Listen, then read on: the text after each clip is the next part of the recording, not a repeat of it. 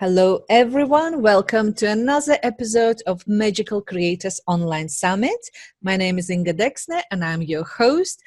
And today, my guest is Dr. Christine Lee, who will talk about 4F processes for manifesting your desired results with lightning speed. And by the way, I don't know the details, but it doesn't rely on the law of attraction. It's very practical, and but it will help no matter whether you are into manifesting things or you're very strategic. These tactics that we talk with Dr. Christine today will be applicable for everyone who wants to make their business successful. So now, Christine, over to you. Tell about a little bit about yourself and what we are going to talk about today. Okay, lovely. Hi, everyone. I'm Dr. Christine Lee. Thank you, Inga, for inviting me to participate in this beautiful online summit. I'm so excited to work with you again, but also to talk about such a wonderful topic of how to combine, and like Inga just said to me before we started to record, that she's blending the very pragmatic elements that we need to be aware of when we're in online business, but also I don't want to say non-pragmatic, but because I really am a believer in the woo, the non-specific, non-tangible elements of being online, being a creator, being a business man or woman. So I'm very excited to add my piece of expertise into this conversation. So thank you, Inga. And to introduce myself, again, I'm Christine Lee. I am a clinical psychologist in New York City and Westchester, New York, which is just north of the city. I've been a psychologist for more than 20 years, I'm in my office right now, doing the day-to-day work of seeing individual clients. But about 8 years ago, I decided to go online with an idea of mine. And online, I call myself procrastination coach. One night, late at night, I was scrolling through searching for domain names, and procrastination coach was available. And that was probably the fastest I've ever moved to purchase something, because I said, wow, this is just something I feel like I need to do. Before I even saw the name, I had been thinking, let me help people recover from their chronic procrastination, because I am someone who had struggled with very heavy, very severe procrastination for many years, and then stumbled my way into finding really simple but effective techniques to just really pretty much obliterate the need to delay and avoid and get stressed out every time I needed to do something new. So I've been online for about 8 years, enjoying myself so much and learning a lot. Of course, it's not all joy, because there's a lot of heavy lifting to be done when we're online, right, Inga?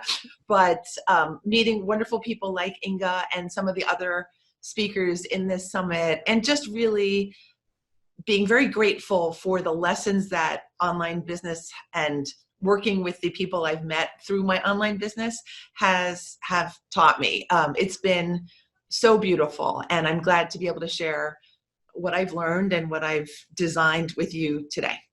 Excellent. Thank you so much. And before we dive into the process, can you explain, or like, what is your viewpoint? Why do we procrastinate? And I think that, well, I'm not 100% sure, but I believe that almost everyone procrastinates. So nobody is immune to procrastination. I would say in my life, I've met two people who have never procrastinated, that they look at me like I'm some strange person, but I look at them like they're strange people, because I know everyone else really has had some form of procrastination, sometimes a lot of it, in the course of their lives. And those two people, by the way, lovely men, they're both men, but they're just very organized, very get everything done right away before it even has the chance to develop into something else. They've got it taken care of.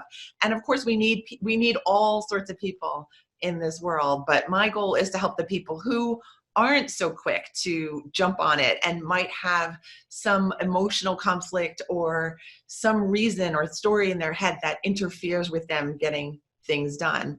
And so to answer your question, why do we procrastinate? All sorts of reasons. I feel like we're all vulnerable to fear. And I would say the one main answer I have to that question is that we're all susceptible to fears, and we are all sometimes quite good at generating new fears. So we think we've conquered the fear of public speaking, let's say, and then the next day we have to write a 10-page blog post, and then all of a sudden your fears of not communicating well or wasting time, even any fear, feeling frustrated, we can fear all the things. So as you can see from what I just said and maybe your own experience, it's just way too easy to fall victim to the idea, oh, let me choose to procrastinate instead of getting my work done today. Absolutely. And I have just a question popped into my head. And by the way, through all the summit interviews, I never prepared questions in advance. I'm tuning in and then the questions appeared, and I may put you on the spot, but this question wants to be answered.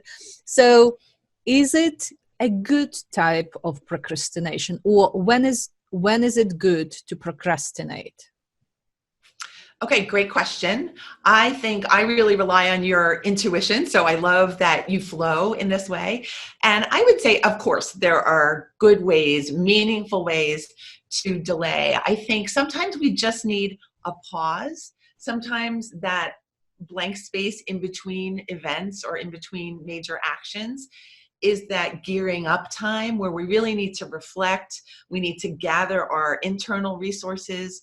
And maybe we're waiting for that right vibration or that we need it to feel right. I think just the way I teach people that I teach is that we don't want to wait too long, because then we're wasting other opportunities that we might have time for. So we want to train ourselves to just catch that alignment when it comes, but do it frequently, and to try to reduce the amount of time that we spend just thinking over and over and over again about the same thing, because that, I think, tends to be wasteful of our time. Excellent. So can you take us now through the process, please? Yes, absolutely. So as Inga mentioned before, I have a 4F process, and this is really the kind of process that was built based on my own intuition. This really wasn't a very structured building process. These are the 4 elements that we all need to go through in order to release things, in order to create well. So that's my intention for putting this system together. The first F is forgiveness. And this honestly was something I had learned from a podcast episode of Amy Porterfield. And she mentioned that her copywriter told her or taught her that she needs to instruct her followers to forgive themselves before they can take action. And I thought that's a really good lesson to tuck away in my own mind and in the way that I teach. And even for my own self, that I need to forgive myself of things I might have done wrong, things I might have forgotten, things I wanted to do but never got around to.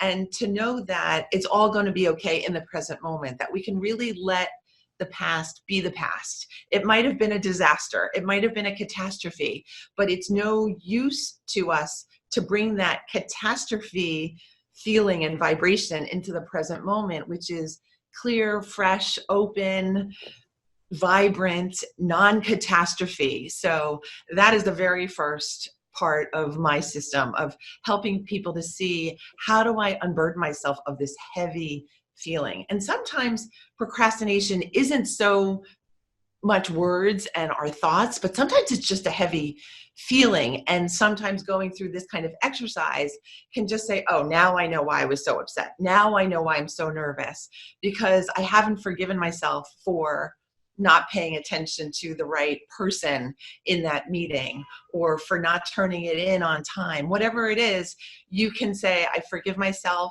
I will try not to do it again, but let's move on. So I do feel that first F is very important. And so would you say I just wanted to touch more on forgiveness, because sometimes personally I feel guilty about procrastinating. And I think it's important also to forgive ourselves for that. Yes, and guilt is a supremely problematic type of feeling. And I think one of the benefits of being a psychologist and therapist for so long is that you see person after person after person feeling guilty, complaining of guilt, showing signs of guilt. And from an observer's perspective, you realize that guilt serves that person no good. It's just not helping them in any real pragmatic way. I don't even think it helps people emotionally to go through guilt. So if you are feeling guilty, make it quick. Understand that you have that as part of your history, but then move on. Know that you're responsible for changing that system of feelings, that you do have some authority over how your feelings flow, and that guilt, if you allow it, will take up all of your emotional space and all of your free time. So we really need to monitor and be mindful of how we spend those internal and emotional resources. So thank you for that point, because guilt is a major player in, I think, every procrastinator's game, and we want to reduce the guilt as best as we can. So yeah, thank you. And guilt and shame is the other part. Just to educate the people who are listening, guilt, I was taught, is something that we feel internally, like Inga was saying, she feels guilty about procrastinating sometimes. Shame is what we feel with other people. So, oh, I let that person down. Oh, I can't believe I forgot my lines. Oh, I can't believe I forgot to pack that. And it's that can be really crushing too. And that also can take up a lot of time. We can make shame from 10 years ago affect us today. And I say, if we can avoid that, let's try to dust ourselves off and try to make a new identity if we need to.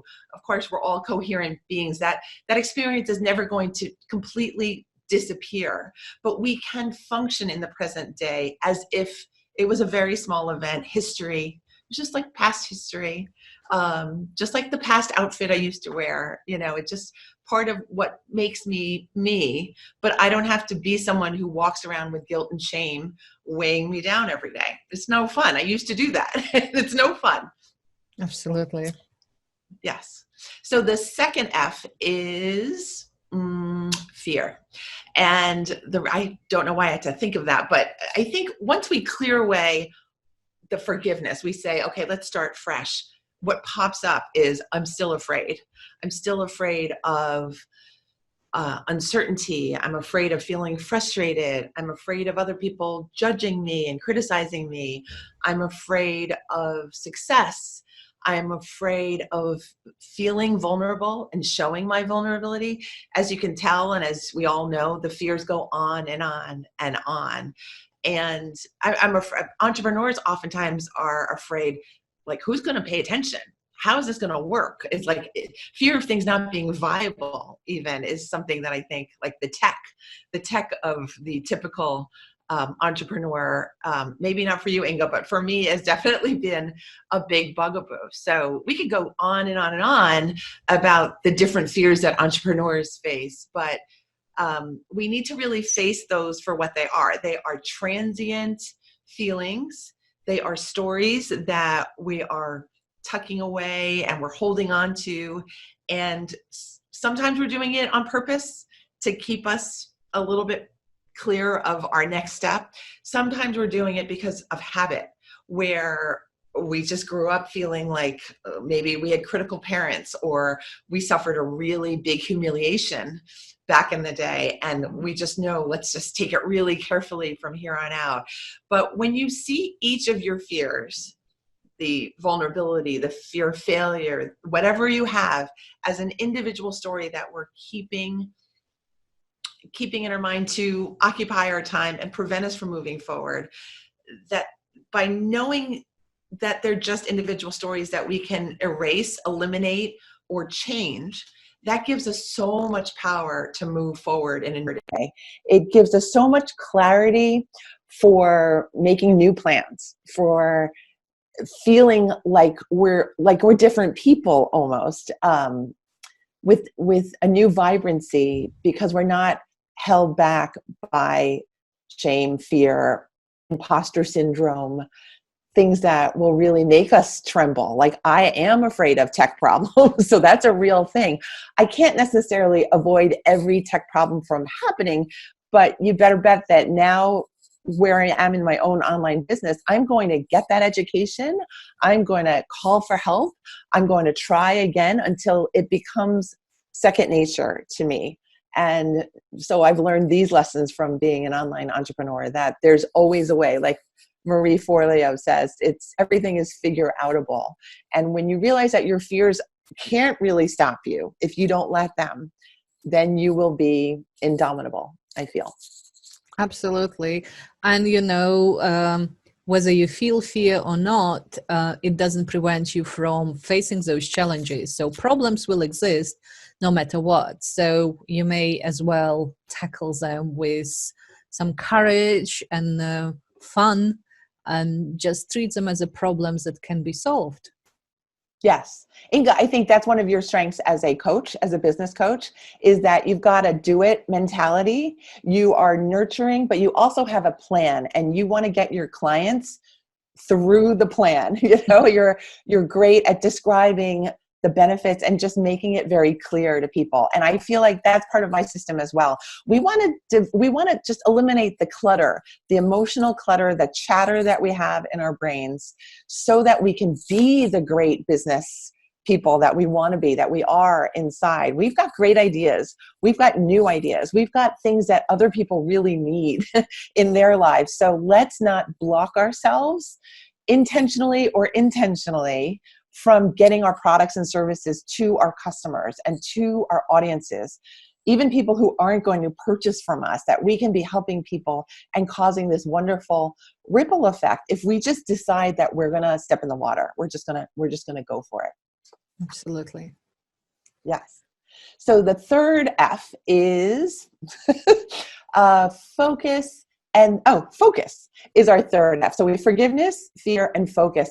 Because believe me, when you clear away the topics of forgiveness and fear, what really comes to the surface is what dreams you have, what great, interesting ideas come to the surface. That's also the fun of being a therapist. Also, is like we work on reducing the fear and the shame and the old stories and the old habits, and then we see the true self emerging, the vibrant, true, powerful, strong, confident self. And I think we all have that person inside, by the way. I don't think we need extra lessons to build that new self. I think we're just hiding that core power sometimes for fear of injury, harm, embarrassment, shame, guilt, all those things. But let's, more of us, come out as our full selves. Let's just do it.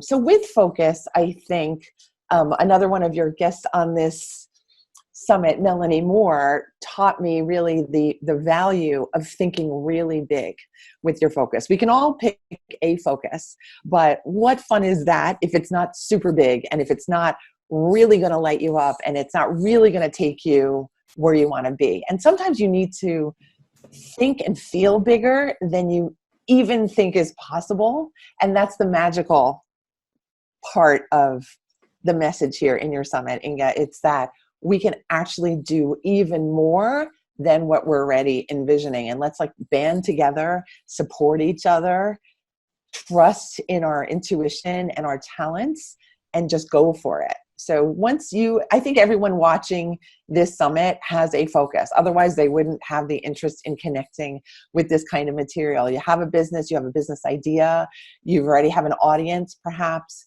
but until you develop that sharpness, I think you're going to maybe be traveling this windy path and maybe wasting some time, maybe wasting some extra money, or emotions. And I think it's just a big time saver to say, this is my focus for the next 90 days. Everything I'm doing, every conversation I'm having is going to be oriented around getting this goal accomplished. And when we stick to our guns like that, guess what? We don't even need law of attraction. We can get things done just with our bare hands. And I always like to remember that the word manifestation has the root mani, which is hands. We need to set the vision, but then we need to do the work. And when we clear ourselves out of that clutter, we can actually do the work. The same as a law of attraction has the word action. Yes, absolutely. Yeah, staying stuck is no fun. We can do it temporarily, like we said before, but all healthy elements of life and the universe are in flow. Air is in flow, our blood is flowing, our breath is flowing, our sound is flowing. And that's how we make impact. And really much of what we want to do is have an impact. Small or big, that's up to you. But in order to have any impact, we have to be in flow and in motion. That takes me to the fourth F, which is flow.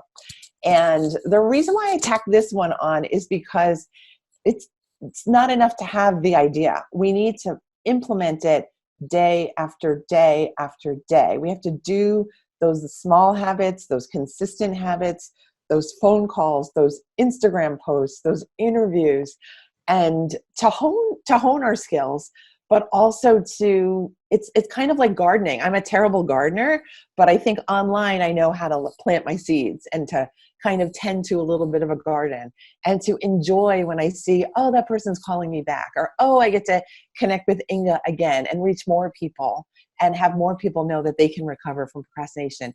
It's a real thrill for me because I know living without procrastination is way better for not only the procrastinator, but the people in that person's life. And so, yes, it makes me super happy to do the consistent work, to get in flow, to stay in flow as best as I can, to get this message out and to help people enjoy their lives, really, not just business, life too. So that's the 4F system: forgiveness, fear, focus, and flow. You can tuck it away, pull it out, keep it on your phone if you need to. But remember, you always have a way to get into action. You always have a way to feel better with these 4Fs.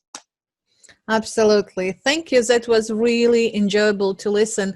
And to add on what you already said about enjoying things, I think it's important that our businesses are profitable, but it's equally important that we enjoy the process, because if we procrastinate, we're bound to feel guilty anyway. So we know when we procrastinate. So when we use your system, just remind ourselves that these are processes and we focus on what needs to be done and go with the flow. It becomes easier and easier. The result is that 5th F. It's fun. Absolutely. Things become easier. And, then we don't have the need. We then make impossible the need to procrastinate. We no longer need it when we're feeling like, oh, the contacts are coming. Oh, the sales are ringing. I get the pings on my computer now. I feel more of an expert now. I feel like I have an audience now. Step by step, you will build it. As an early entrepreneur, it can be like, who am I talking to anyway? Is all this work really going to pay off one day? But that's where the manifestation and the belief really needs to stay steady, and that we need to work on it every day to put invest your energy in the future, in your own future, in the future of your business, and you will have fun. You will have fun along the way too. It's not just at the end. Absolutely. So thank you so much. And I know that you have additional gift for our listeners. And yes, we'll attach the link, but just if you can give a little bit of intro. Yes, sure. I have a downloadable PDF. It's called the SMACK Solution. It's SMACK. It's another acronym that I've developed. That one I developed a little more consciously, because what I did is I put together the 5 behaviors and concepts that I really worked on in order to free myself of procrastination, the heavy type of procrastination.